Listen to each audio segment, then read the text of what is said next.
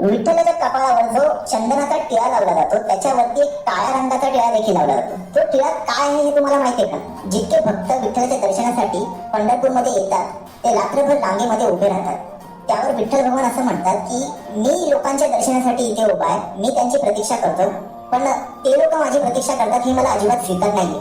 आता काही करू शकत नाही, लाखो भक्त येतात, त्यांना रांगेत उभं राहून प्रतीक्षा करावीच लागणार. म्हणून पंढरीचा राजा ज्या भक्तांना रांगेत उभं राहून प्रतीक्षा करावी लागते तो अपराध नष्ट करण्यासाठी पंढरपूरच्या मंदिरामध्ये रात्री झाडू मारला जातो आणि जिथे जिथे भक्त उभे असतात तिथली माती जमा केली जाते आणि ती चाळली जाते. माती चाळून झाल्यानंतर त्यामध्ये चंद्रभागेचं पाणी मिसळलं जातं व त्या मातीमध्ये अबीर थोडासा मिश्रण करून हा विठ्ठलाच्या कपाळावर एक टिळा लावला जातो. खरंच आपला पंढरीचा कैवारी किती मायाळू आहे, जो जगाचा पालन करीत आहे तो भक्तांच्या पायाची माती कपाळाला लावतो.